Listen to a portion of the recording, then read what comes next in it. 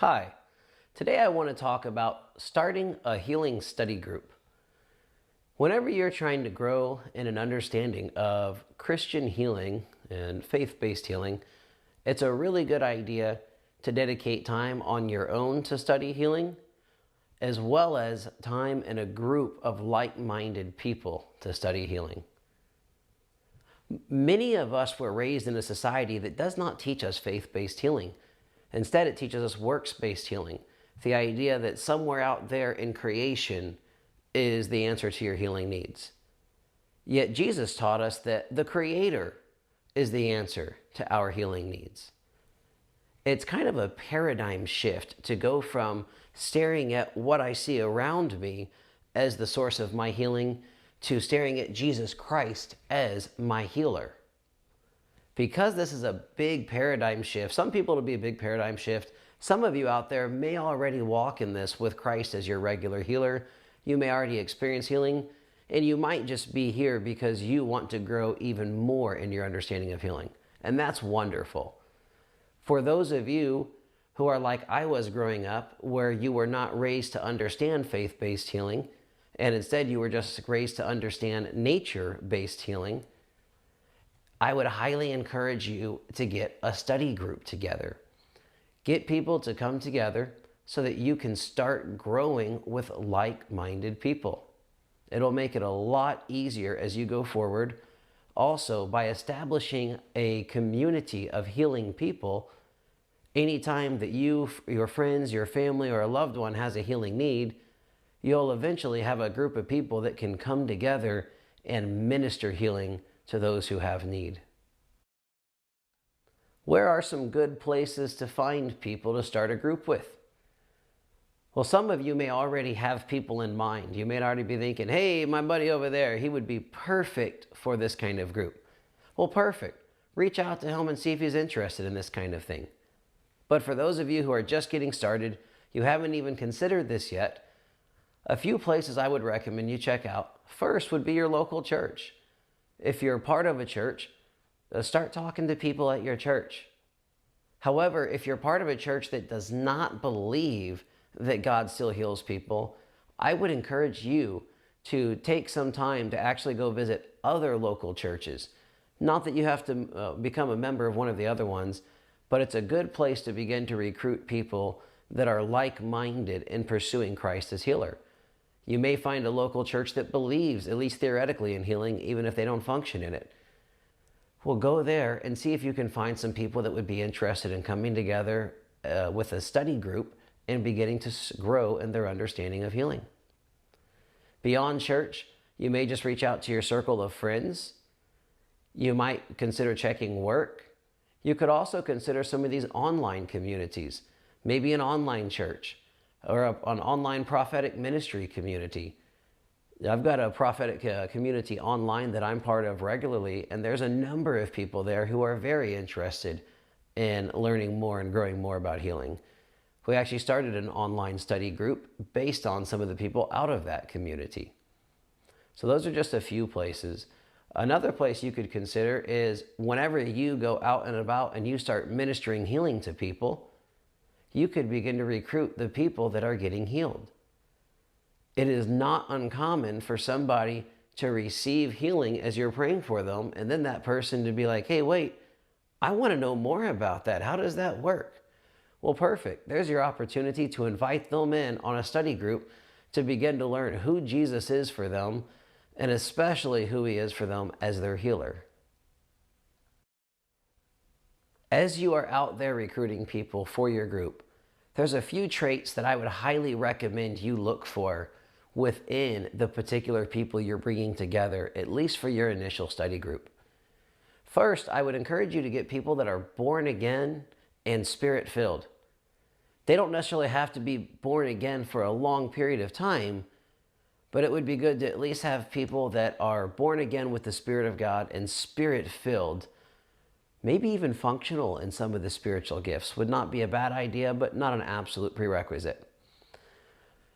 You're going to want to find people that are teachable. You want people that can come and surrender what they have learned. Because a big part of learning faith-based healing and learning what Jesus teaches about healing is to surrender what the world has taught us and exchange it for what Jesus is going to teach us.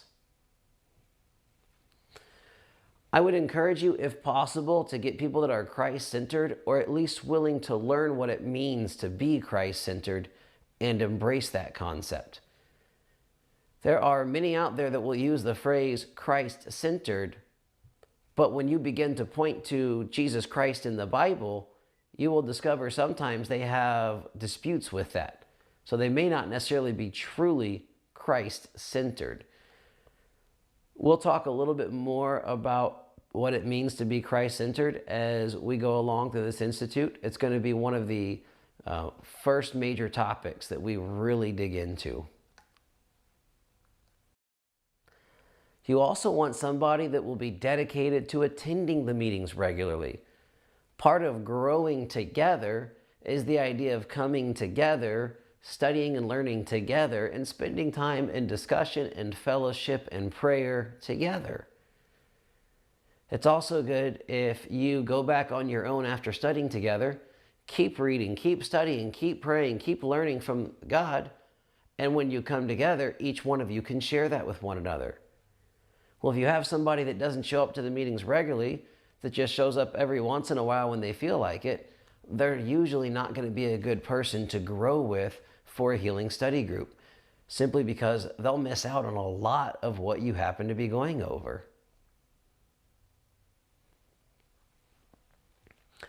I would also encourage you to find, this kind of goes with the idea of being teachable, but you will find people out there who are utterly convinced that whatever they have experienced is the perfect will of God. And what they do is they try to take God and shape him to fit him into their experience. Instead of saying, hey, my experience does not look like a Christ-like experience. Let me surrender my current experience and exchange it for a Christ-like experience. I hope this makes sense to you. But this is the idea. Let me use an example here. And I'm going to use one from my own life. Let's say I have a situation, which I've had, where a loved one of mine who is a strong Christian person, desperately in need of healing, praying for healing, hoping for healing, has hundreds of people praying for them to receive healing, and they don't. And they end up passing away. Well, now the people around them could look and say, look, everybody was praying for healing. It didn't happen. So it must have not been God's will for that person to be healed. You will get people that will then close their minds off to the idea that it's God's will for everyone to be healed, because they look with their eyes at that one circumstance where hundreds of people were praying, and yet we still buried the person. That's a really tough situation. I know that because I've lived it. I've been there, seen that. In that kind of circumstance, we need to be willing to step back and say, hey, maybe I don't perfectly understand everything there is to understand about healing. What if it's possible it was God's will to heal that person, and I just didn't understand how to go about it, and they didn't understand how to go about it, and hundreds of people praying for them didn't know how to go about it? And so what if the situation isn't that God wasn't willing, but that we didn't know how to receive that healing from a very willing God? Those are two kind of different mentalities that you can see I'm demonstrating there. The one says, hey, I saw something, I'm closed off to receiving the idea that God might want to heal everyone. The other one says, hey, I saw something very negative, I'm open to learning more about God and his healing because I don't want that situation to occur again. Maybe next time I can help intervene and bring that person healing so that it doesn't happen again. That's the mentality you really want. It's the idea of being teachable and being willing to not just focus on the thing that I experienced as the ultimate revelation of God, but instead to focus upon Jesus Christ as the ultimate revelation of God. There are a few traits that I would actually encourage you to consider avoiding within people whenever you are first starting off bringing together a healing group. Maybe down the road after your group is well established, you could consider inviting these traits, but I would not start off with it. And the first would be heavily legalistic people. If you don't understand legalism, that'll be a whole discussion later down the road. But if you do, these are people who are very overly religious in a bad way, if you will. The legalists believe that it's by their works you are saved, not by grace. Well, that's not going to make for a very good mentality when it comes into studying healing, because healing is very much not about works. It's about faith and grace. The second kind of trait I would encourage you to avoid, and you'll run into this sometimes, even within the church, but you'll get people that are closed-minded to the idea that God heals the sick. You'll get people who just want to show up, that they've got a thing to prove, and the thing to prove is that God is not faithful to heal the sick. You will get this kind of mentality sometimes. I would encourage you to avoid that. You don't want somebody who's on a mission to try to disprove God to come join your meeting. That's not a good mentality to start off with. The third is I would discourage you from pursuing somebody to join your group just because you want to see a healing in their life. I'm not saying you can't invite people who have healing needs. I would highly encourage you, if they are open-minded to learning about Christ-centered healing, to extend an invitation to them so that they can have a testimony in their own life. But don't compulsively try to find every sick and injured person you know in a hope to force them into this group. Instead, simply gently extend the offer, and if they're interested, let them come on their own. But it would be better to have people who have a genuine interest. That way they're willing to really commit themselves and dedicate themselves to this study group. Let's talk about the actual meeting, the part where you come together. Nowadays, there's a lot of online programs out there, like Zoom happens to be one of them that I use a lot in my ministry. But Zoom allows people to come together online where you can be from different parts of the world and still come together and study together. It's a wonderful idea to be able to meet up with people from all over the world and come together online. We take opportunities to pray for each other and just to study, grow, and have fellowship and discussion about healing. However, I also have a group that meets in person. I really like the in-person group. I don't dislike the online group. I enjoy them as well. But there is this added element of fellowship and community when we come together under one roof. We're there, we're face to face, we sit down, we eat meals together. We have the opportunity for good in-person fellowship. And it's an excellent thing. And so if you're able to come together in person, I would highly encourage you to do that. Now, generally speaking, if you are not a church doing this, if you're just a small group, maybe an individual trying to figure this out, I would encourage you to consider keeping the group small. Maybe no more than 10 people whenever you're first starting out. Ultimately, you can decide how many you'll have in the group. But if you're just an individual that's trying to start this, maybe in your neighborhood or your community, I would encourage you to start small for the reason that when you have 10-ish people coming together, well, there's less people. It's easier to have group discussion where everybody gets a chance to really talk. It's also a lot easier to not get lost in the midst of the group because you'll feel like your voice is heard. It's a good element to have. So I would encourage you to consider keeping the group small if you're an individual. Now, with that being said, if you're a church, and maybe you're watching this to get some ideas for starting a healing study group throughout your church, and maybe your church is far bigger than 10 people, I would encourage you to consider two things. First, I would encourage you to consider having a time that people come together weekly to study some of the healing courses and I'm going to discuss a few good ones here in a little bit. But I would encourage you maybe have one evening, one weekend day, something every week where people can come together, study a healing course, and begin to learn. I would also encourage either at the end of that session to have small breakout sessions where you have maybe a group of 5 to 10 here and there throughout the church so that people can sit down and have a discussion time. I'd also encourage that the people go back and take the time to pray and meditate and study and read the Word on what they have been learning, so that it becomes not just a thing that they learned on a Tuesday night at the church, but rather becomes a reality that they begin to live and walk in and renew their minds to.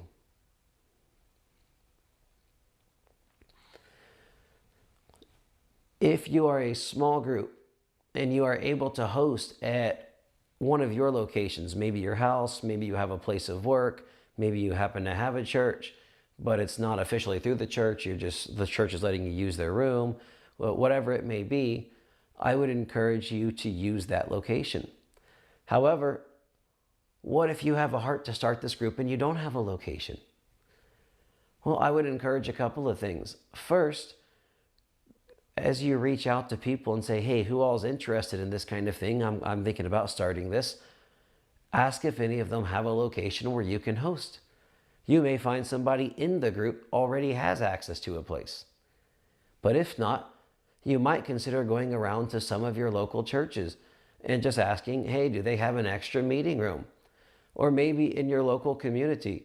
I know in the area that I live in, not my neighborhood necessarily, but in the area that I live in, there are a lot of neighborhoods that have meeting rooms. It's usually off by, there's a little community park, and then there's a room that can be either rented out or sometimes just borrowed at no cost for people that live in the neighborhood. That may be one such location that you can find to come together and start meeting. Let's talk about setting days and times to come together for this meeting. First of all, I would encourage you to consider meeting at least once a week. It's a good idea just to stay in this weekly. I'm going to tell you that most people have years and years, usually decades, of experience of learning about healing from what the world says and how the world says that healing works.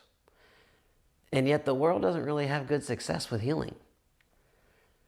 To come together and learn about Christ and His healing, it'll often take a while to really renew your mind to understanding that. As mentioned previously, not in this series, but in the Healing Values, the disciples learned from walking with Christ. Well, they walked with Jesus Christ for years to learn about healing the sick. I would encourage you to come in with the mentality that you're going to spend at least 2 to 3 years walking with Jesus to learn about healing. Now, the difference is we are coming together maybe once a week. The disciples were there every day for years. For this reason, I encourage you to keep studying on your own. But for setting the days and times, the first thing to do is consider at least 2 to 3 hour meeting. 3 hour will give you plenty of time to watch stuff, plenty of time to discuss things, and plenty of time for fellowship. Maybe sitting down and breaking bread together, having a meal together. Ask the group what day of the week works best for them. I mean, that's simple. That's easy. Ask them. So once you've got a list of people that are interested, just, hey, what days are you open to? Or start with your schedule. Figure out what days you could potentially meet, put together a list and send it out to the group. See which day gets the most, positive response and set the meeting for that day. You may lose some people this way, not because they're not interested, but because they're simply unavailable. That's okay. What I would encourage you to do is, let's say let's say you send out an invitation to 10 people and 6 of them come back and say, hey, Tuesday night works great for me. But 2 of them say, I can't do Tuesdays, I could do Wednesdays, and 2 of them say I could do Thursdays, or maybe all the other 4 say, hey, I could do this Wednesday night. Well, either you can consider hosting 2 groups, Tuesday and Wednesday, if you want, just to get it started, or you could consider connecting the other people together and saying, look, my group's going to be Tuesday. Y'all are all interested in learning about healing, but y'all are all available on a different day other than Tuesday. Why don't y'all come together on this day as your own study group? Y'all can grow in healing. We'll grow in healing. And then every once in a while, our groups could potentially come together and meet up and discuss and grow in the things we've been learning together. It's a great opportunity to have more than one group that begins to grow in healing. You'll also find as you begin to meet up, your groups may naturally grow. It is not uncommon for people that are part of your group to then be out in regular life. Maybe they start praying for people. Maybe they're at their church. They might be at a different church than you. I know in the small group that comes together in my house, we actually have people that are from 3 different churches. It's an excellent opportunity to find more Christian believers from different churches that are interested in learning about healing. So your group may naturally grow that way. You could also consider coming together maybe on a day off, the weekend, if you have the weekends off. I would still encourage you to have at least a once a night weeknight where y'all come together, if that is possible for y'all. But also consider maybe every weekend, maybe every other week, maybe one weekend a month. Take a Saturday, come together for the day. Spend a good portion of time hanging out together, fellowshipping together. And consider taking the time to study maybe a more extensive course together that is really designed to help you understand who you are in Christ or to function more in healing ministry. As you are seeking to study healing, there are a few pitfalls that I would encourage you to avoid. One of them is incorporating worldly healing techniques and trying to classify them as Christian. This is something that's becoming a more popular trend that I've started seeing, where people will go to various forms of maybe energy healing, and they'll just try to declare that it's a Christian thing. Or maybe you've seen the people out here who are selling a lot of these different products as, hey, this is Christian healing. Take this plant, take this pill, take this oil, take this patch, whatever. And we're calling that Christian healing. I would actually encourage you to avoid those things while you're studying throughout this course. I'm not saying you can't do those things if you already have that lifestyle, but avoid incorporating those into your healing study group. And the reason why is for this study group, you primarily want to focus on the way that Christ did healing, which was primarily through laying on of hands and the spoken word. Those are the 2 biggest focuses that I would encourage you to really focus on throughout your healing study group. And so as a quick understanding as to how Christian healing works, as Jesus Christ taught his disciples, you'll notice that, as the disciples went out and about, they weren't going out, selling off plants and pills and oils and patches and things like that. And I'm not condemning that. I'm simply saying that you don't find that in the Gospels.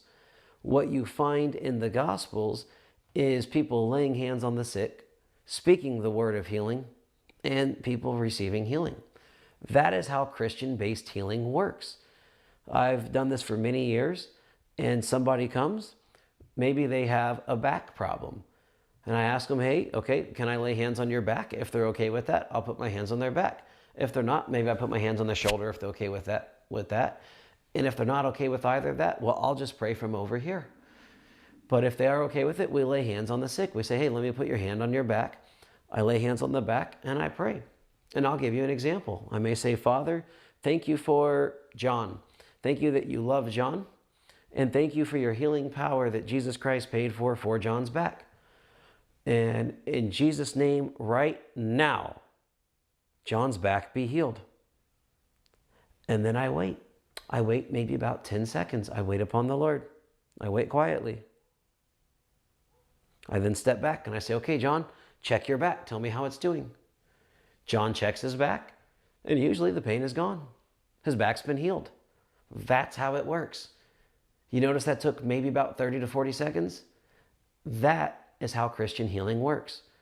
I did not tell John he has to go off and do all this treatment, do this thing, take this piece of nature, and try to incorporate nature into his physical being and hope somehow that would lead to a recovery process. None of that. Right there, laying on of hands, speaking words of life into John's body, John receives healing. That is Christian-based healing. So just as you're pursuing more understanding of it, try to avoid anything that would take your eyes off of Jesus and begin to look to alternatives as supposedly the solution to your Christ-centered healing needs.